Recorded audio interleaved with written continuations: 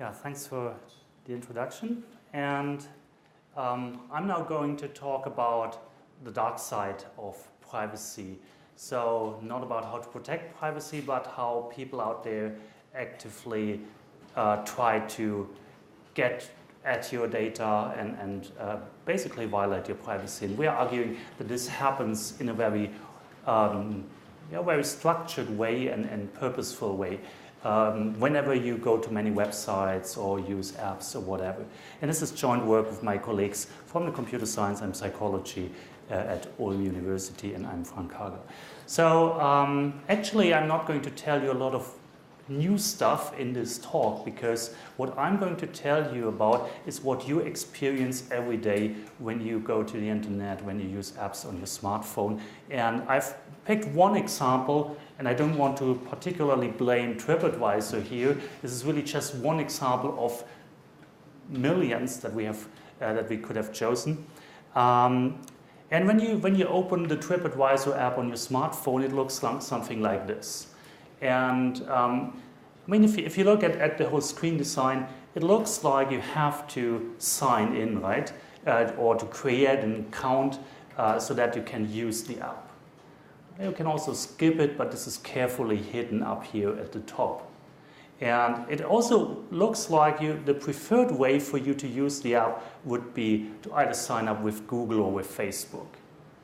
And if you choose to use Facebook, your Facebook login, you will see in the small print that actually this app wants to get access to a lot of data. Yeah, your Facebook profile, your friends list, pictures, current location, current city, a lot of other things. So you may reconsider and say, okay, probably I'm not going to do this, and you may go back and find this little skip button. And if you press there, the next thing that happens is there is a pop-up telling you very clearly what you're going to miss if you don't create an account. Okay? And such things happen in many areas of IT.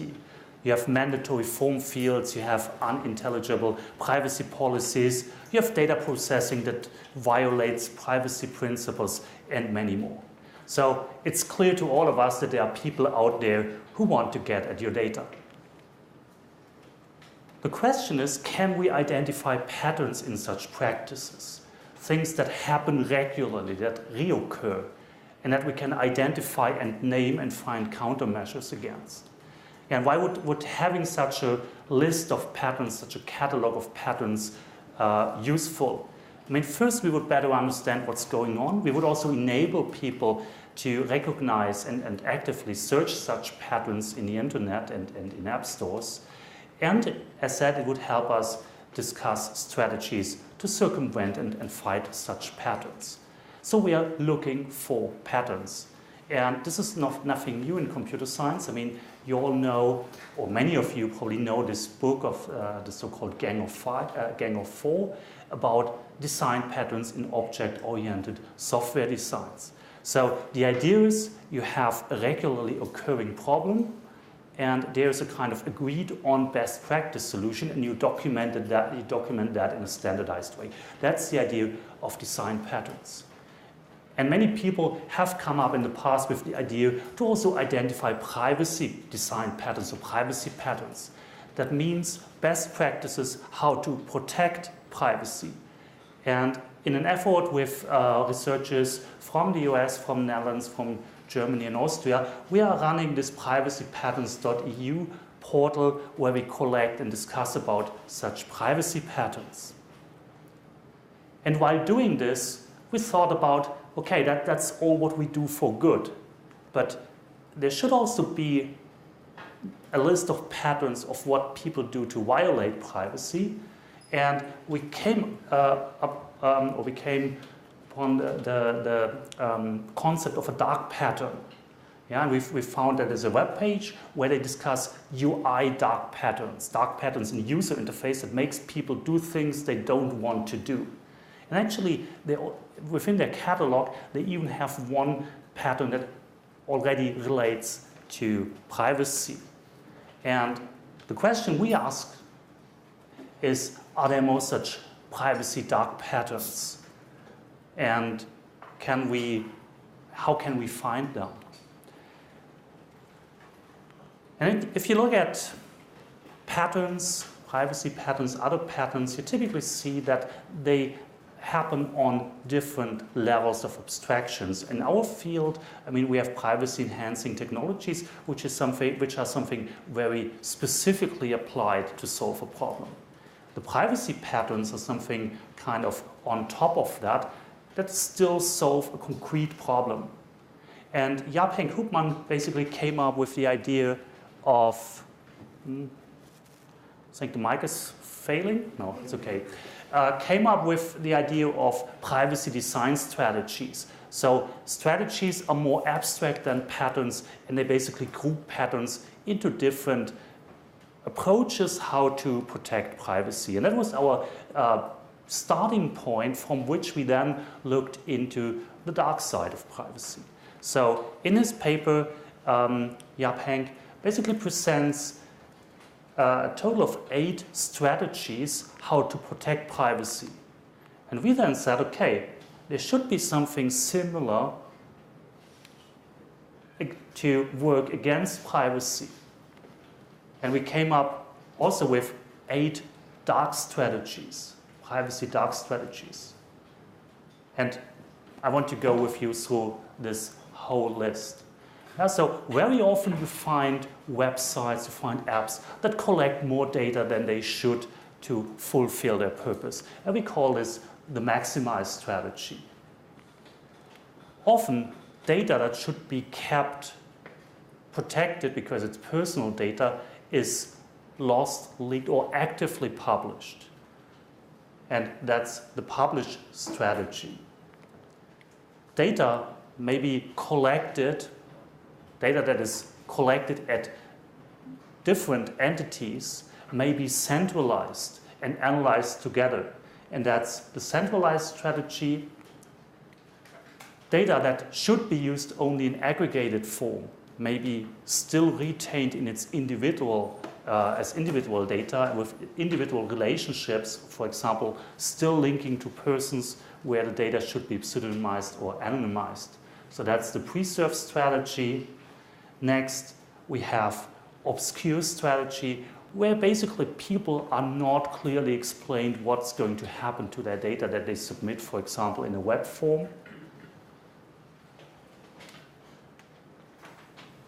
Then we have the deny strategy, where people, for example, are refused to have their account deleted, something that we know from companies that since then have changed their practice. Sometimes you find situations where privacy policies are actively violated.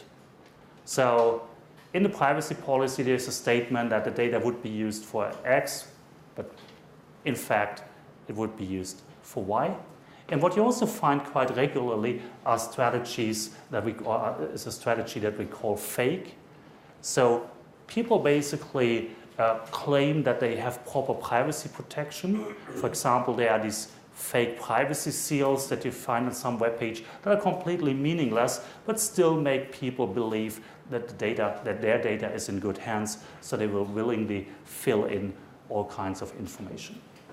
So those are our 8 privacy dark strategies, and with this we then started to search for specific privacy dark patterns, and the methodology we applied was basically looking at the top 50 apps in app stores from Google and Apple and the Alexa top 100 websites, and looking at the apps, browsing through the websites, we tried to find elements that would follow one or more of these strategies. And that's what we then call privacy dark pattern. And in the paper, we have a first set of 8 patterns that we describe, starting from address book leeching, bad defaults, etc. Privacy suckering actually is not our term, but that's from this dark patterns webpage. So that was the one privacy pattern they had, and so on. And for each of these patterns, we basically use a standardized template to describe these patterns. So we start with a name or alternative names, then the context in which this pattern happens. So in this example here, it's about address book leaching. So users uploading their address book to some system provider that may then abuse that, for example, to spam friends or ask friends whether they want to join that service. There's a detailed description. I had to shorten here a little bit.